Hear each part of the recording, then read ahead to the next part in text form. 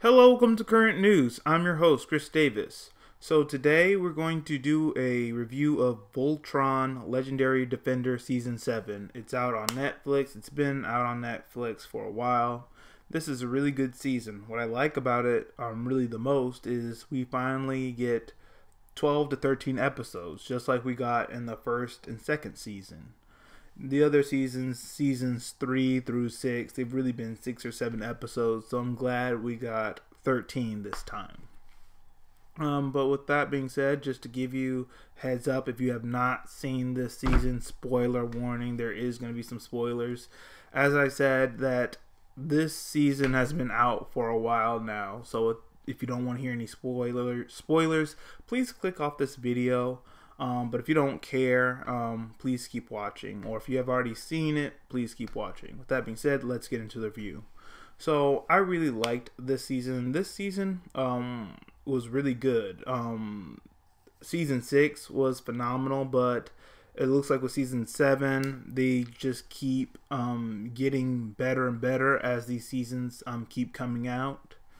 What I really liked about this season was most of it wasn't filler. Most of it was really good episodes. They start off wandering in space because the Castle of Lions is gone now from their fight with Lotor in Season 6. And so they're just wandering around in space, trying to get back to Earth as soon as possible to get a ship that can replace the Castle of Lions so the lions that they have can recharge. But on that journey, there's all kinds of twists and turns. They run into Lotor's old generals. Two of them try to capture the lions. And one of the generals has defected from Lotor and is helping the paladins. When they escape from the generals, they learn somehow that the blade of Mamora has been wiped out by the Komar. That was a very emotional and tense scene because Keith has such an investment with the blade of Mamora, with his mom, and it was just a really emotional, tense scene to see the blade of Mamora wiped out by the Komar. And the way they got destroyed was because when they made that alliance with Lotor in Season 5, Season 6, the blade of Mamora's locations were found. So with Lotor and Voltron gone for some period of time, the Komar were able to get the leader of the blade Mamora, lure the rest of the blades to one location and exterminate them basically. But that was a really intense episode. It was really good, but they're not completely gone so far. Keith's mom and the leader of Blade Mamora, they're still alive and they're going to rebuild the Blade Mamora, but practically they're gone right now. But they start building up members towards the end of the season. In the end of the season, when you're watching it, you see more than 3 or 4 Blade of Mamora members. It's still not as many as they were before they were wiped out. This season's was really good. It takes a huge critical turning point, a good one, when they finally reach Earth and they learn that Sendak, a former general of the Gora army, has taken over Earth. Earth is at its knees, and he's practically in control of Earth. So the Paladins learn that they have to go help Earth fight off Sendak, and they do. They fight Sandak's armada. The fight between Shiro and Sendak was amazing. I heard a lot of complaints about this season, queer baiting fans. If you don't know, Shiro had a former lover.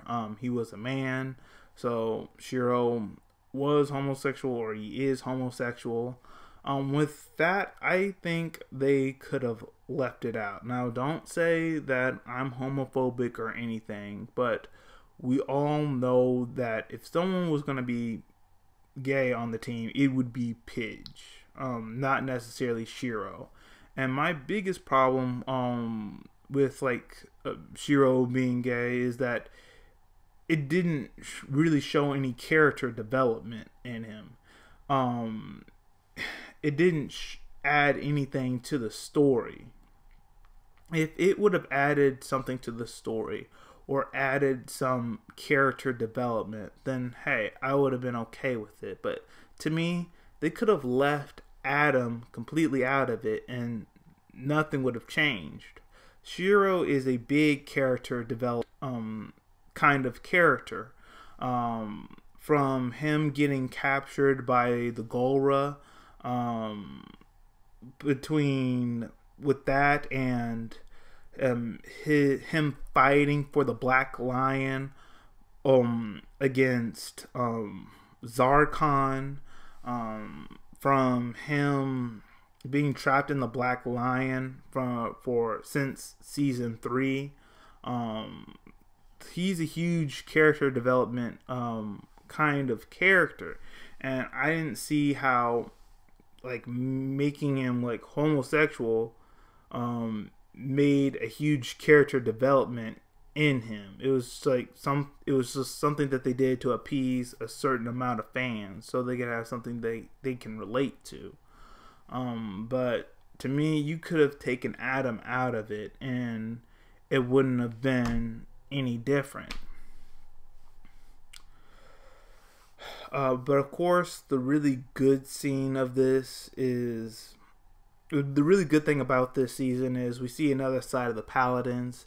They have families too that they're worried about. Lance, Hunk, Pidge.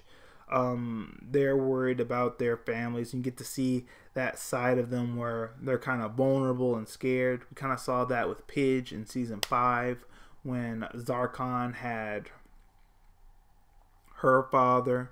So you got to see that kind of that scared side of them, because while they have their lions and they have their Bayarks to fight the Golra, their families are pretty defenseless. So you got to see kind of that vulnerable side of them. Of course, the biggest scene that I liked was Voltron fighting that Komar-like robot. And they would have lost unless Shiro acted quickly and transformed the Atlas into a giant mecha robot. Eventually, the Atlas was in trouble, and then Voltron somehow conjured up these big rockets out of its back and a sword and pierced the Komar robot. And as the season ends, you learn what's inside the robot is an Altean. So that's a big cliffhanger. I'm definitely excited for the final season, season 8. They said that this was supposed to be like the final season, so I'm ready for it. I've definitely liked this series. This is the best series of Voltron so far. The one that came out in Nicktoons in 2011 was terrible. With all those kids, cadets. It's just better with the Paladins there. So those are my thoughts. Okay, that's all we have for today. Let me know what you think in the comment section below. Have you seen Voltron Legendary Defender Season 7 on Netflix? If you have, do you like it? If you've seen it and you don't like it, let me know why in the comment section below. Also, go to the description box and follow me on social media. I'm on Facebook, Twitter, Instagram, and LinkedIn. Also, if you really want to help this channel, please hit the like button, hit subscribe, share this video with all your friends. I greatly appreciate it. All of you, have a great day.